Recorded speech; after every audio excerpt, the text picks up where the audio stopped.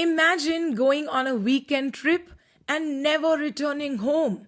Not because you died, not because you were lost, but because you slowly stopped wanting to leave. This is the strange story of Nikki Junpei, a school teacher from Tokyo in 1960s Japan. One summer afternoon, Nikki Junpei leaves the city and travels to the coastal sand dunes of Japan. His hobby is very unusual.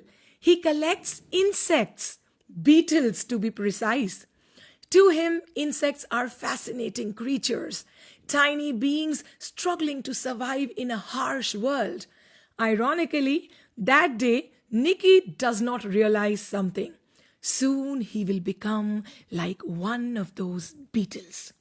After spending the whole day searching the dunes for rare beetles, Nikki realizes that he has missed the last bus back to Tokyo. As the sun begins to set, an old villager approaches him. The man asks suspiciously, "Are you a government employee?"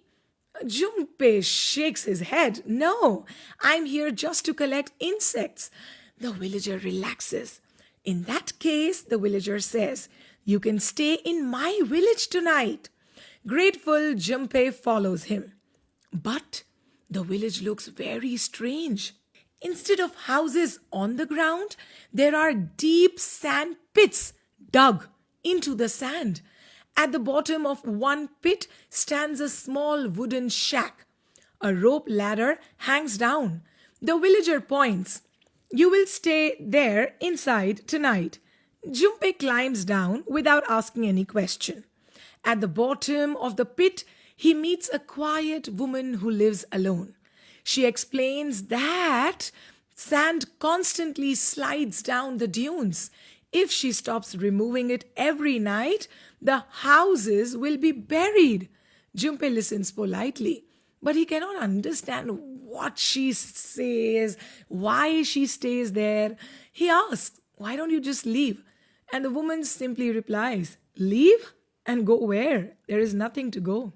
That night, Junpei witnesses something strange. After dark, the whole village wakes up. Villagers appear above the pits with ropes and buckets. The woman begins shoveling sand rapidly. Bucket after bucket is pulled up to the top. All night long, the same rhythm continues. Shovel, bucket, rope. Shovel, bucket, rope. Watching this, Junpei feels uneasy. But he tells himself one thing. Tomorrow morning, I will leave, of course. These mad people. Morning comes, Junpei looks up to climb out. But, to his surprise and shock, the rope ladder is gone. He shouts, "Hello, can someone lower the ladder?" No answer. And suddenly he understands the truth.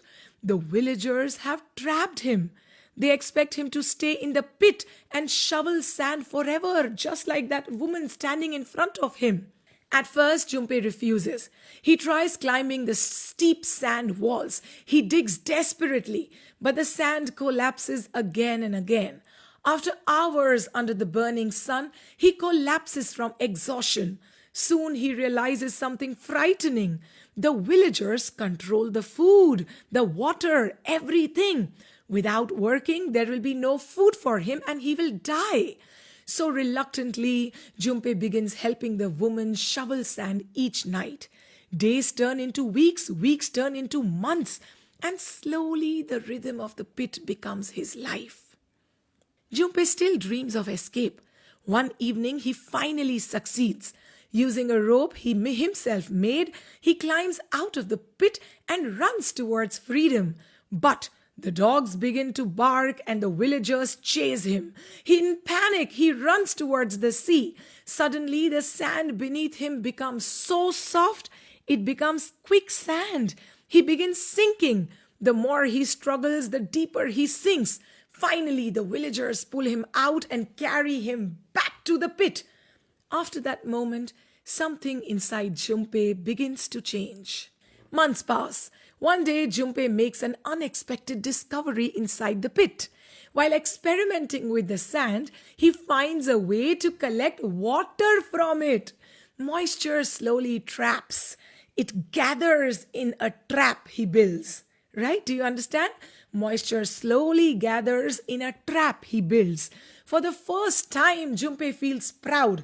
He has created something useful, something meaningful, and slowly his obsession with escape fades. Then one day, the woman becomes seriously ill. The villagers take her to the hospital. For the first time in months, the rope ladder is left hanging there. Junpei easily can climb up and go and run and be free. He actually comes up, stands at the top of the dune, looks out towards the sea. He knows he can leave and return to Tokyo, but then he pauses. He thinks about the water trap he invented. He wants to show someone how it works. So slowly he turns around and goes back down into the pit. Years later, the official report simply says, Nikki Junpei missing, presumed dead. But the truth is stranger. The man was never buried by the sand. He simply became a part of the life he once tried so hard to escape. Oh God, what is the moral of this tale? Sometimes the prisons we fear the most are the lives we eventually accept. Because human beings can adapt to almost anything, even a cage made of sand. Right? Comment down if you love this story. Follow Tell a Tale with Heena for more.